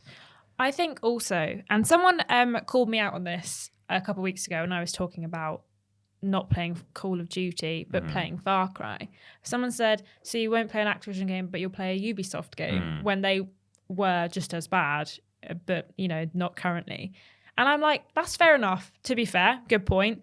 However, currently, they're not as bad, you know? They're a bit better. And we've got, like, Take-Two being a bit dodge right now with everything. And I think that, yeah, maybe Jeff didn't want to call them out, because if Jeff calls them out, people are going to call him out to call Ubisoft out. Yeah, I guess it's a bit of a thin of the wedge.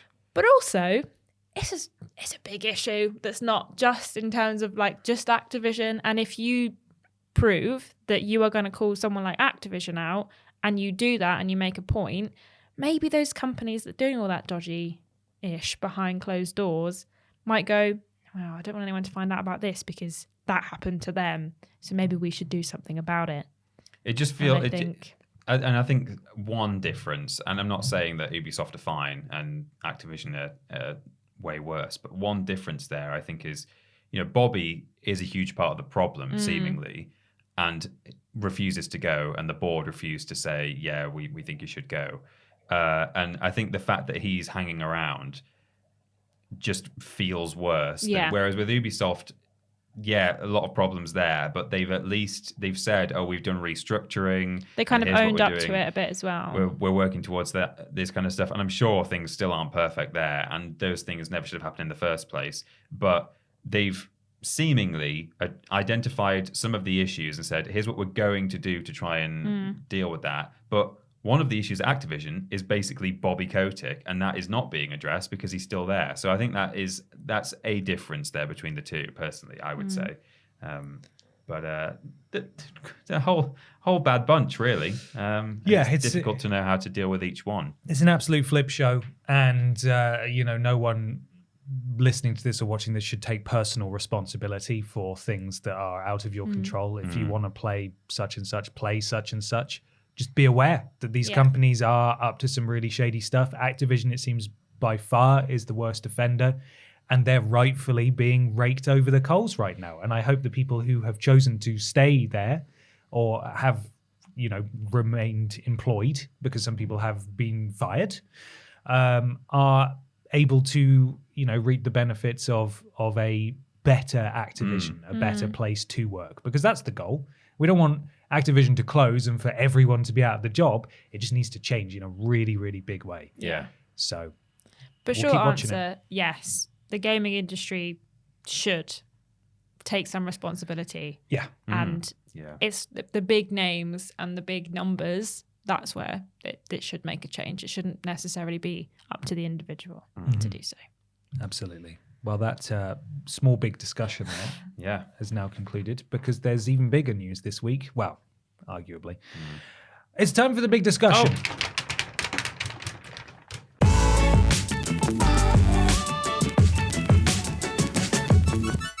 It's big discussion time. Time for the big discussion. This week's big discussion comes courtesy of Callum's story.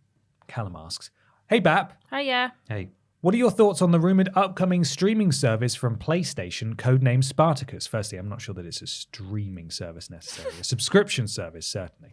With details not yet finalised, what would you hope to see from such a service that would really make it rise above the current offerings of PS Plus and PS Now? Oh, it's a bit exciting. Codename Spartacus sounds so cool. He's so Codename cool. Spartacus. Spartacus. I've got a little write-up here from Polygon just about what this is, for those of you who don't know. Spartacus would merge two existing services, Bloomberg reports. PlayStation Plus, the subscription that unlocks online multiplayer in many PlayStation 4 and PlayStation 5 games and offers monthly access to a library of titles. And PlayStation Now, the cloud gaming streaming service that gives subscribers access to PlayStation 2, PlayStation 3 and PlayStation 4 games on the PlayStation 4 and PlayStation 5 and PC. The refused to use the acronym PS at any point in that sentence. Bloomberg says the new PlayStation subscription, which would retain the PlayStation Plus branding, would be multi-tiered, and only the highest level would allow access to retro PS1, PS2, PS3, and PlayStation Portable games. So this is almost certainly PlayStation's answer to Xbox's Game Pass, which has obviously been a very, very long time coming. So based on those rumors, which seem to be very well founded, and it's a matter of time, maybe early next year we get a formal confirmation of this. Are you excited for it? And how do you think it stacks up to Game Pass potentially? Not necessarily as a direct mirror copy, but as an alternate offering for # the best deal in gaming. I'm excited for it. And in some ways, I like the idea of just having everything bundled together, because I've always thought PS Now seems interesting and worth a go. And I did my free trial on it like a year or so, or longer ago than that, a couple of years ago. And I enjoyed it at the time, but I thought I wouldn't really necessarily use it enough to justify spending money on it. So the idea of having it all together with Plus, with all your Plus games coming through monthly, and having these retro offerings as well, I think that sounds enticing as a deal. The only thing is, I've seen people talk online already about whether this might be a fair bit more expensive than Game Pass. I was going to talk about price. So we don't have any idea about price at the moment, because it's essentially a rumor, but as you say, we'll probably get official confirmation in the new year. Because I think they were talking about spring, weren't they? The rumors were saying it was due to launch in springtime. But the problem is, if the fact that there will be this apparently 3-tiered system, 3 levels to it, you've got to assume each level is more expensive than the one below it. And so therefore it's going to be pretty expensive at level 3 by definition. I think if that's got to be more expensive than levels 1 and 2, it might well end up being a pricey thing. So really, do you know how much PlayStation Now is a month? It's about $7.99. Right. Okay. Yeah. And what does Plus work out as monthly? Because I tend to just buy it. I think it's $6.99 a month. Yeah. I think if you just buy the month by month, I think. Maybe now it's cheaper. Now certainly should be cheaper. I'll have a look. Thank you. I could have Googled it before I asked, but I didn't know if you guys knew. I don't know off the top of my head, and I'm not sure what Plus works out as monthly either. But it's something like that, sort of £7 a month or something. But so really, for me, the prospect is exciting. I think it's a good move by PlayStation, because Xbox Game Pass is just, as you say, the best deal. And why wouldn't you be interested in that? So to come up with something that may rival it in some way, it might not be like for like, but it's a similar sort of service, seems a smart thing to do. But we'll just have to wait on details and see whether the price is worth everything that it offers, and maybe hopefully details on the actual library that will be offered, rather than just this will feature some old titles and then nothing until launch. I think that's the thing. I think that the way Xbox Game Pass does well is that there is so many new and third-party games on Game Pass. Spartacus, so far, we know it was going to have old games, PlayStation 1, 2, and 3. And we know the PlayStation Plus collection has some of PlayStation's big names from the PlayStation 4 era as well.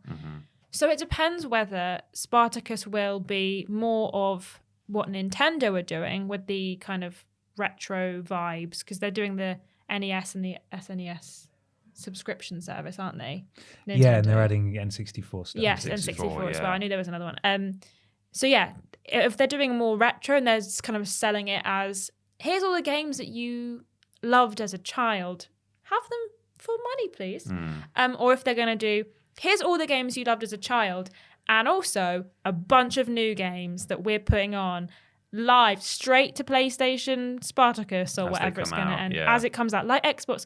Because Xbox, everything, all but 2 or 3 of their games at their last showcase were all on Game Pass day one. Like every single thing apart from maybe like 2 or 3 were on Xbox Game Pass day one.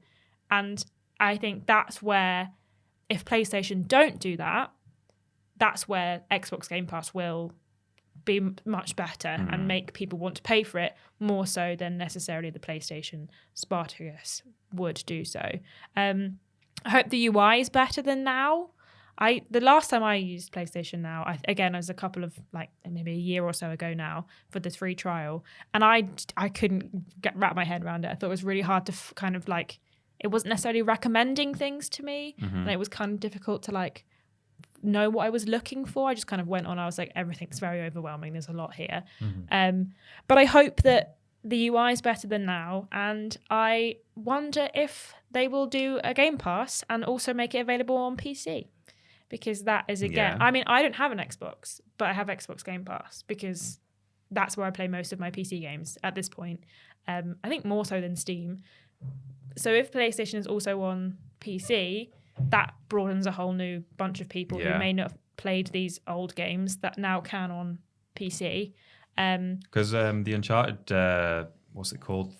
Thieves Legacy? That's coming to PC, isn't it? Yeah. Which is kind of their first PC, little tiptoe into the PC pond. Yeah. With Uncharted, yeah. That's the thing. I think if it comes to PC as well, again, that's going to be great. If it is just retro, that's going to fit for some people and other people won't bother. But if it's new games as well, in the same vein that Xbox have done with Game Pass, I think it will be pretty damn good. And I'd be interested in getting it. But if it's just 1, 2, and 3 PlayStation games, I don't know if I'll bother. I don't really have that nostalgia for a lot of PlayStation 1 or 2 games. I don't really like playing old games very much. They're not my favourite thing to do. So I probably wouldn't bother. But if it is new stuff coming out the same way that Game Pass is, I'll consider it.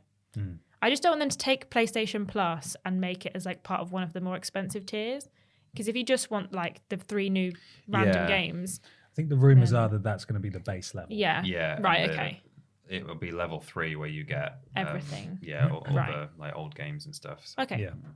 It's $6.99 for 1 month of Plus, $8.99 for 1 month of Now, which seems $8.99 bonkers to me. I don't insane. know why that's so expensive, but there we are. Is Now still exclusively streamed games? So no, it's not. So PS4, there's no PS5 games on there. Right. All PS4 games are downloadable, although controversially, GTA 3 is not. You have to stream it, which is stupid. The original GTA 3 or the remastered one? The remastered one. Right, yeah. The PS3 games you have to stream, which sucks because the streaming isn't wonderful. Although, speaking as someone who has on numerous occasions accidentally bought PlayStation Now when they meant to buy PlayStation Plus, yes. Yeah. But that was intentional. Yeah. It's way better now than it used to be. It's still not great, but it's way better. And as long as PlayStation Now has existed, I remember on various outlets saying, why is it not part of PlayStation Plus? This doesn't make any sense. Yeah. So the fact that they're looking to combine them, it's been a long time coming. PlayStation Now actually has, I think, quite a lot of subscribers. Citation very much needed, but I think it's quite a lot. And for me personally, I would only ever subscribe for a week or a month just to get the most of the big game that goes on there that particular time. I don't think PlayStation will do a Game Pass because they can't afford to lose the same money that Xbox is by doing Game Pass. Well, you say that, but a lot of the comments we got on last week's podcast were saying that there was actually evidence that Xbox had put out that they were making quite a lot of money on Game Pass. I would be very interested to see that evidence because they have never spoken about profit. Yeah, ever. But according to quite a few people in the comments, that Xbox Game Pass does make profit. Okay. For Xbox. All right. So maybe we'll have to look into that. I would be very interested to see that. I just don't understand how a Halo game, for example, that you've spent years and years making and putting millions and millions and millions of dollars into can be put out for free for subscribers and the money can be recouped along with everything else. It doesn't make sense. What does make sense is that Microsoft can afford to do that forever with no sweat at all, whereas PlayStation can't. They absolutely cannot afford to do that. I guess if you think about it, though, even looking at something like Netflix, which has some huge budget TV shows, they do the same thing. They say, well, for $8.99, that's it. People just watch the thing that we spent millions of dollars making. It's very true. So I don't know. But I don't know, though. They don't produce a Netflix box, and they also don't produce. they They don't. also don't package and sell. I think they may sell some of them on DVD. They probably do. Yeah, But that was never. I mean, it actually was. They used to rent stuff out. But what I Yeah. mean is their original stuff. It wasn't like we used to make No, Orange it's is the New not Black a on change DVD. in the business plan. Exactly. Yeah. Mm, I no.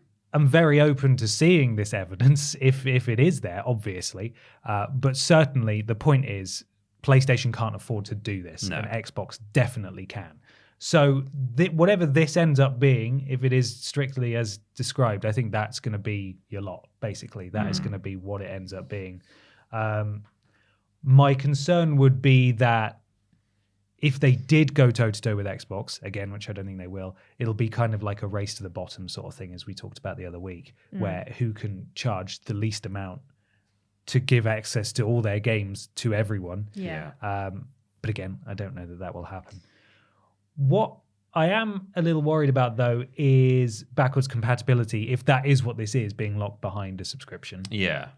And the way Nintendo's been doing it hasn't gone down particularly well with everyone, because people would just kind of like an a la carte style store where you can just buy stuff. I agree, but I think like this is probably the only way they're going to do it. It may well be. That may well be, but I think they're still going to end up annoying a lot of people with Yeah. it, even if it is the only option. People are still going to be cross. They will be, but yeah, if there was some, if logistically this wasn't possible, and for whatever reason they just couldn't offer this as a service, I feel like that would be it. They'd be like, well, we're not gonna start putting them on the store. They just, because I feel like they should have done that years ago. Oh yeah, they should have If done. they were going to do it, they would have done it. So this And I may assume be the it's- only opportunity we have to. It's not going to be a case of putting discs into your console either. No. That's probably not going to work. We're not going to get that. if The only. prospect of PSP games is quite exciting, although I do wish that they would do that with Vita. Although you can't really, because they made a touchscreen console. Yeah, So true. I don't know how that would translate. But all that being said, I am looking forward to it, and I would like to see what they do. I just don't know that people are going to look at this, again, very much price dependent, and say, wow, this is so much better than Game Pass. Yeah. Because Game Pass is unbeatable. If Sony wanted to They need answer to to do this, a lot. they should have done more ages ago. Sooner, yeah. Xbox is just rolling now. Sony can't catch up to them, but they can offer something, maybe this is it, that is almost as attractive, that keeps people engaged in the PlayStation platform, because so many people have bought Xbox Series S's just for Game Pass. Yeah. I have. I'm still thinking about doing it at And- some point. I mean, it's logical. Why wouldn't you do it? Yeah. So we'll see what this ends up being, but I have concerns, but also I am excited for new stuff. What you got? So just in a quick search, this article came out on the 16th of November, and it's an interview with Phil Spencer. And he says, I know there's a lot of people that like to write that we're burning cash right now for some future pot of gold at the end. No, Game Pass is very, very sustainable right now, and as it sits and continues to grow. Back in October, financial results from Microsoft showed that Game Pass didn't grow as much as the company had liked, but the service is still seen to grow and not decline. The last major number we officially heard in regards to the service was in January, where it sat at 18 million subscribers. It basically says that, like, if you know the exact numbers, you can do the maths, but the exact number fluctuates because some people are on the 1 month promotional subscriptions and stuff.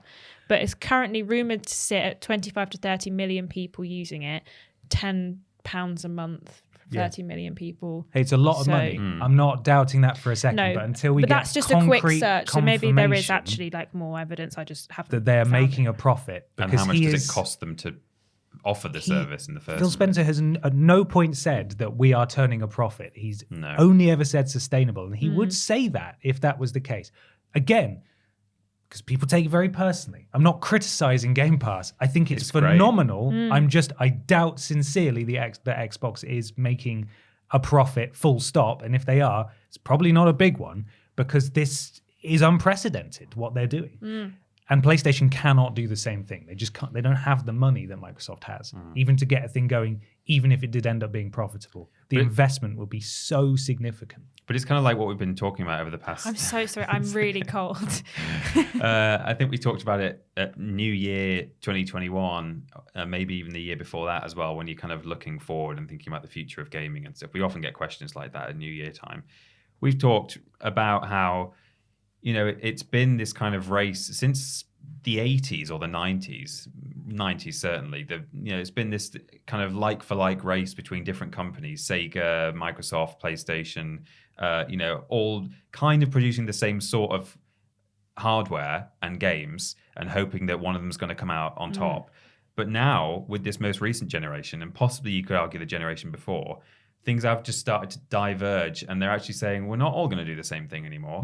And if PlayStation going to continue to do a kind of traditional thing of here's our console, here are some good games for it, and that's how it works.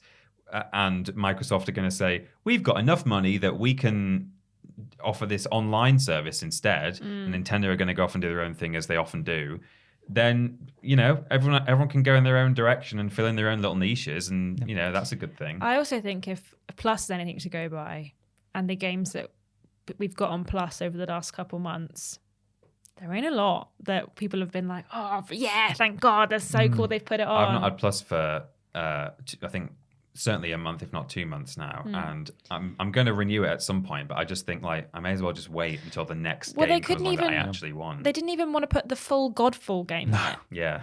No, optically, Sony is not doing great in this space at the moment. Although, again, it is worth clarifying that PlayStation Plus is not the same as Game Pass. No. It's the same as Games with Gold, which nobody talks about or compares, because PlayStation Plus has been putting out some crap games. I honestly don't know what Games with Gold has been putting out, but when people talk about Xbox, talk about Game Pass, obviously.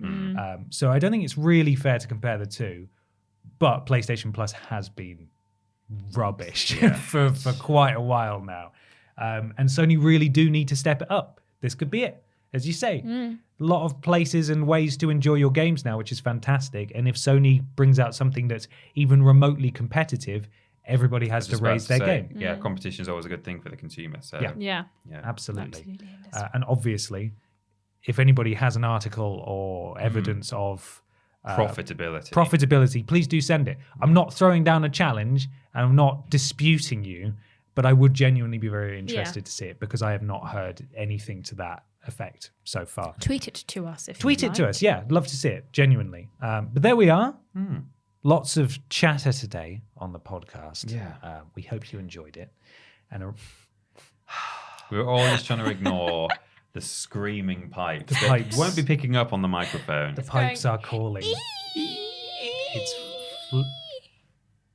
Stop It's now. going even higher. Yes, just a reminder that this will be the last podcast of this year in this studio. Hopefully we'll be back in here in the new year, but following government guidance, we will be podcasting remotely next week and the week after, which will be our Christmas episode. Or at least Peter. podcasting distanced from one another. We're not sure yet. I don't know how we're doing. We haven't quite figured it out. We'll come up with something, but there we are. Peter, where can people find us on Instagram? Team TripleJump, hello. YouTube.com/Team TripleJump and Twitch.tv/Team TripleJump. That's where you can find all of our videos and our live streams. I don't know if we've talked about this. We're no longer going to be doing the sleepover streams. So I guess we'll just move over to Twitch on Thursdays, will we? Or are we going to continue to do YouTube? I think we're going to stay on YouTube, but just do it at earlier just time. No more sleepover streams. Yeah. Okay, still YouTube then. So we'll stream on YouTube, and also we're streaming on Twitch as usual, doing our solo streams. /Team TripleJump. Twitter.com and Facebook.com/Team TripleJump. Twitter for video and live stream announcements and bits of conversation. Facebook for legacy video content, the weird news post, highlight of the week, and live stream stuff occasionally on Facebook as well. We'll be on there on Facebook Live. Patreon.com/Team TripleJump is where you can go to access our Patreon and look at all of our different tiers. Yes. Also modded by the guys on streams. We're modded when we do live streams. Ashton says that we've got mods. They're called Lobrotovich, Charlie Badger, and Mr. Black. And Fraser looks after social media. Patreon.com/Team TripleJump for our Patreon. We have many tiers with all kinds of different rewards. Go and have a look at them if you like. We have a website. Website is triplej.mup. That's triplejU.mp, spells jump. If you want to go join our Discord, where all of our community like to hang out and talk about all things games, board games, video games, and just general life, then you can go to triplej.mup/Discord. On Discord, we're modded by Jack, Joe, Tori, and Hollow Eyes. And if I tell you to do something, do it. If you want to listen to our podcast in its audio forms, maybe you're driving home for Christmas and you'd like to listen to our podcast on your way home, you can go to triplej.mup/podcast to find out all the places that you can listen to it. You should be just listening to Driving Home for Christmas on loop. On loop, yeah. This is true. Oh, man. But if you get sick of that, then maybe put the podcast on for a bit and then go back to Driving Home for Christmas for the rest of your journey. If you want to catch up on all of the live stream VODs, we do quite a few a week, so if you miss one, don't even worry about it. You can watch one of our VODs at triplej.mup/VODs. And last but not least, for me anyway, we have some merch. Don't know if you've noticed Ben lovingly sporting this Sports Time scarf in many different ways during the video version of the podcast. But if you want to buy a CD, t-shirt, jacket, pins, scarf. Never a CD. That's a good look. I like this one. Yeah, that's a good one. You can go to TripleJumpShop.com to purchase all of your goods. The CD is limited edition, as is the tin, I believe. So Yes. And isn't there a promise, Ben, about the tin that you or Babs may have tweeted that if we if we sell out of the tins, there is the potential that we may release a Kiss Me I'm Babs t-shirt. Well, that's the thing. People asked forever for a Kiss Me I'm Barbara t-shirt. We're not going to do that because I don't believe that enough of you would buy it, quite frankly. So we've made a very limited edition mince tin, as in like a breath mince tin, with Barbara's face on it, and it says Kiss Me I'm Babs. I don't think it comes with mince. Does it not? It's just for mince. It says mince tin on the website. But I think it's to keep mince in. I don't know. That might not be true. Citation needs to check before you check out. Yeah.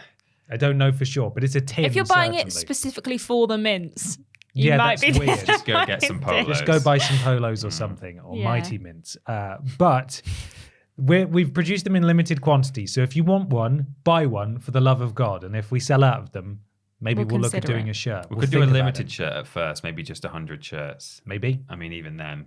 I don't believe that. Prove me wrong. The gauntlet has been thrown down. The USB stick's still on the store, so I guess that means we've not sold all of those yet. I think we've still got some of those. Left, yeah. Obviously, it's a joke, the USB stick, and it's got a video on it of how you use a USB stick, but you have to plug it into a computer to access the video, so that's the joke. But you can still use it as a USB stick as well. So if you need a thumbstick, maybe just get that. Well, the issue is where I used to work, you weren't allowed to use USBs. You had to do everything via like OneDrive and stuff because USBs are dangerous. Bad things happen. Yeah, ours aren't. Anyway, last thing from me. If you get some merch or you want to find out about all the new merch releases, follow our Triple Jump shop on Twitter, tweet us and them, and we will give you a little likey of your new merch. We'll say, oh, you look real nice. Lovely. Lovely. Well, nice. Why not follow Peter and Ashton on Instagram and Twitter at @PeterAustin and at Scrambled Ashton, and myself just on Twitter at @confused_dude. It's made your hair go flat. It was already flat, wasn't it? Was it? I don't think so. I don't think I've ever seen your hair like this before. There we are. I have. It looks like a different man. Ben and I have shared hotel rooms and things over the years, and we have. both wake up like that. Yeah. Hair sticking up. We do lists every Monday, Tuesday, Wednesday, and Thursday streams. Every Monday, Tuesday, Wednesday, Thursday, Friday. Thursday being the joint stream. Blaze it. On YouTube. The other streams being solo streams on Twitch. Worst Games Ever is fortnightly. Friday for patrons of a certain tier. Sunday for everyone else. The podcast is every Saturday. And we do shows all the bloody time. Go check them out. Why not leave a 5-star review on iTunes or your platform of choice? It helps something to do with Al Gore's rhythms. Yeah. So I was doing 5 stars. 5 stars. Facebook.com, of course, /Team TripleJump. Go give us a follow. We won't stop asking. It's a Worst Games Ever week, isn't it? Yes. Yeah. So good. Go is. watch it. Go watch it. I've forgotten what game it is. It's our Christmas episode, Christmas I think. Oh yeah, I episode. keep thinking that's coming next time, but the next episode is on Boxing Day, so Yeah. the Christmas episode is this week. It is. And it's a good one. I It enjoyed is. it. It is. Go check it out. Rules Boss. There's a Rules Boss episode, a Christmas festive themed one involving Spider-Man Miles Morales. I hope you enjoyed that. That came out on Friday. Weirdest Games Ever, which is due to come out for everybody else next week, is now live for patrons of a certain tier. Yeah. And of course, Worst Games is also available. So if you're a patron of the $5 tier this week, you got Worst Games and Weirdest Games on the same day. Merry flipping Christmas to you. Next week, we'll be asking for even more podcast questions than usual because we'll have to record early, basically. There's a one that's specifically for Christmas. So Yes. I've put that in the title. So if you have any Christmas game related questions, pop those in the Christmas podcast, because next week, I mean, if it's a really good question, I might still pick it. But if it's Christmas specific, save that for the post that's coming out later next week rather than the one that's coming out to Monday at time of release. Absolutely. One more thing before we go. Actually, a couple more. Two more things. The one thing happened today that I haven't wrote on the thing. There's There's a the Halo Quipscope. Quipscope. Yes, there is. Yeah, just recorded that with James this morning at time of recording the podcast. Did it sound good? Did he like it? Yeah, he's. I didn't realize that he was less of a Halo veteran Than you are. Well, not than I am, but than I expected him to be. Because I knew he was he's always been a bit of an Xbox fan, so I assumed, well, naturally you would have played some Halo. He played Halo 3, he played Reach and ODST, and he played one of the Halo Wars games, but he hadn't played some of the earlier ones. So sounds like it's quite a good entry point for people who aren't super Halo savvy. But also, a good Halo game for people who are big fans. So It's a fun thing I learned about Halo Wars this week. I was reading my Jason Schreier book, which collects dust for like months at a time, and I go, I should read some more of that, and then I read some more of it. Just read a chapter about, I think, Ensemble, who did the Age of Empires games and also Halo Wars, the first one, and a bunch of them split off to make the studio that did Orcs Must Die. Oh, really? Yeah. Bad Robot, are they called? Or something Robot? I think so. Yeah, Yeah, Mad something like Robot. that. Little connection for you there. There you go. And finally, of course, the Game Awards charity live stream. You can probably still donate by going to TripleJump.mup/TGA. Go there. You can still support. We're doing the Diana's Award anti-bullying campaign charity, which is a wonderful charity that works with schools and youth groups and so on. So please do support if you can. And of course, all of our coverage from the Game Awards, whatever form that may take. We have not decided. We're tired and ill, and it's only And it starts at midday. 1 a.m. in the It morning. starts in about 13 hours, so it's going to be a long one. Yeah. But that'll all be up on the channel, and the reactions will be on the VODs channel soon. Yeah. There we are. Just enough time to wrap up with our sponsor this week, Oh, yes, of course. Of course. which is Ding-a-ling-a-ling-a-ling. Here he Oh my comes. gosh, what's that? What are those Listen out. footsteps on the ceiling? Jingle James. He's teleported us to a different galaxy. Oh. It's Father Chris Mass Effect. Hope you brought your breathing apparatus. Oh no, Father Chris Mass Effect has teleported us to a different galaxy and we've died. It's a Christmas miracle. Chris Mass Effect miracle. Available soon. That's the podcast. Thanks for watching. Keep safe and, distance yourselves and follow government guidance, even though you might not want to because they're filthy liars. And we will catch you on the next episode. Not in this room, very No. sadly. But see you soon, everybody. Bye. Bye.